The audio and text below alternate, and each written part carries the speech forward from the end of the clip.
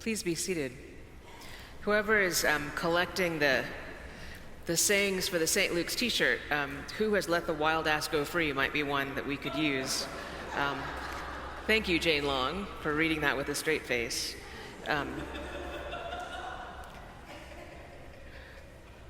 A scale of 1.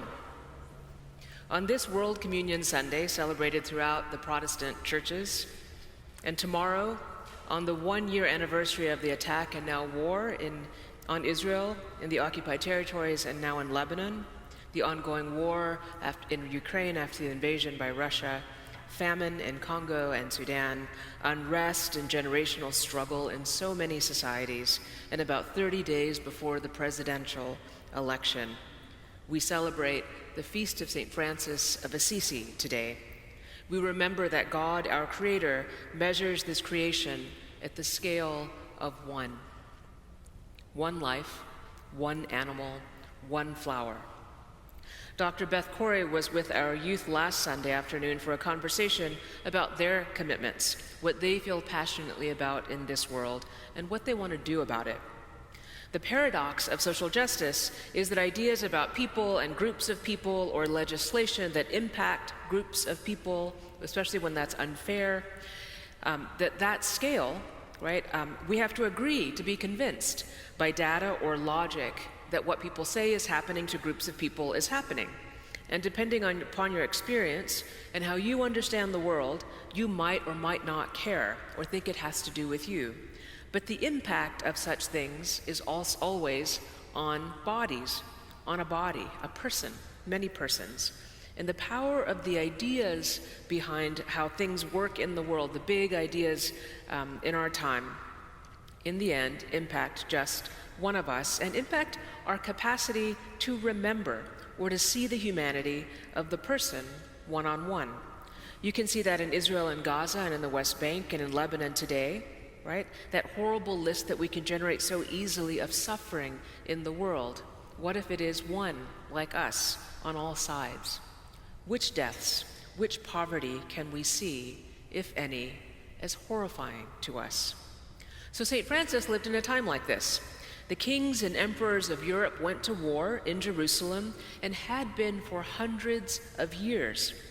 Hundreds of years before he was born, the king taking the men of the villages and cities of Europe to Jerusalem to fight the infidels. At that time, those were Muslim emperors or sultans who held Jerusalem, and to persecute Jews because they were not Christians. These were also called the Crusades, beginning in 1095. So Francis is from the late 1100s, early 1200s. He was a soldier and the child of a successful businessman in those very bleak times. Regular life happened in those bleak times. Francis had a radical conversion of life in an encounter with a naked man begging for food.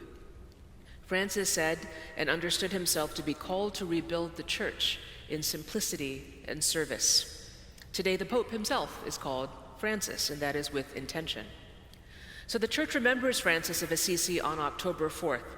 Francis lived in the late 1100s and early 1200s, a time of reorganization in Europe, the bleakest part of the Middle Ages for the average person. Along with Catherine of Siena, Francis is the patron of Italy. Francis is also the patron of animals and ecology, and I think also archaeology, among other amazing things. But we remember him today for his lifelong journey to love Jesus and to restore the church, to make himself the humblest version of himself that he could be, and to build a community of friends to reform the church. And that's what he thought he was doing, reforming the church, to love people, animals, and the earth at a scale of 1 to 1. Now, Francis starts out his life as a pretty sophisticated person for those times. He would have inherited some wealth, and he would have traveled for military service in the time of the Crusades. And then, like now, and probably like you, he was humbled by the vast difference between his life as a wealthy young man and the hungry and the unhoused. He was struck by the contrast of the commitment to war by the church, war with infidels, and the Christian commitment to peace. In a time of clear right and wrong in the eyes of many, he sought out and discovered a different way. There is a story, and it's told in many different ways, that Francis meets or attempts to meet the Sultan of Egypt. The Crusades, again, raged from 1095 to 1291, so he's alive, not at the end of them, but when he dies, they go on for quite a while. But, almost 300 years of European Christian kings and emperors trying to conquer and control Jerusalem, and Egypt is in the way. So by the time of the Fifth Crusade, which is when he lives, war and loss must have felt interminable. Can you imagine in 1190 something or 1200, thinking about a war that had started in 1095? It feels like these times in many ways. And by the time of Francis, a war chosen for what must have felt like a lost cause, maybe important in theory and for power to a prince or a duke, but simply a death sentence for most common people. Wars of empire, of Christian armies of Europe fighting Muslims and persecuting Jews. It would have framed Francis's entire life. Francis leaves the life of a soldier and leaves his own wealth behind to seek out a way to be a faithful follower of Jesus in these kinds of times. He founds a religious order of people who live simply, not engaging in the endless wars or the economies of the wars of their time. Francis also feels compelled to become a peacemaker like Jesus, and so he decided that the way he should do that is to go and convert the Muslims. You know how that turns out, right? So he fearlessly, it says, walks across battlefields and battle lines, right? Some say right through a field of battle, and asks to meet the Sultan of Egypt at the time, the leader of their enemies. He is offered hospitality, it is said, and a warm reception, and just lives there for a while. It's just in Egypt. And as someone who recorded a lot of things, he doesn't say much. He doesn't say much about this time. We don't know what happened. But we do know that he is moved by the Sultan's hospitality and the faithfulness of Muslims in some way, who he had not known before.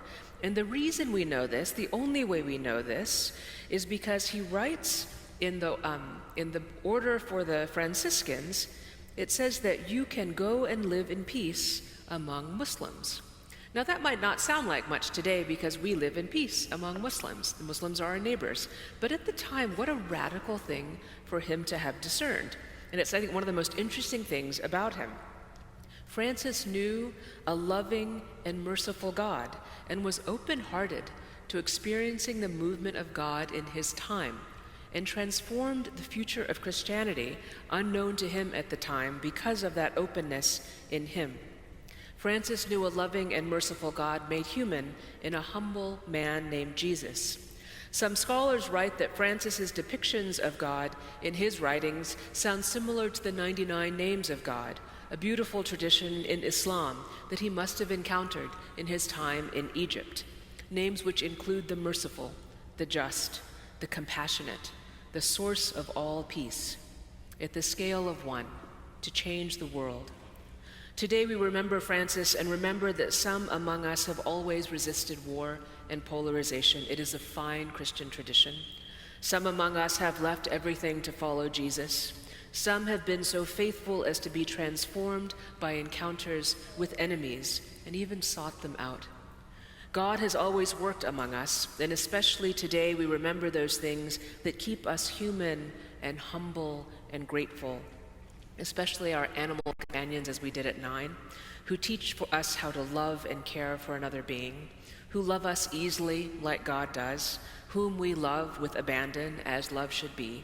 And so let us remember today Francis, a border crosser, an enemy listener, a God language seeker, lover of pigs and dogs, a giver away of things, a seeker of peace, one who laid down a sword in a time of holy war, a free one, marking for us a path to freedom at the scale of one.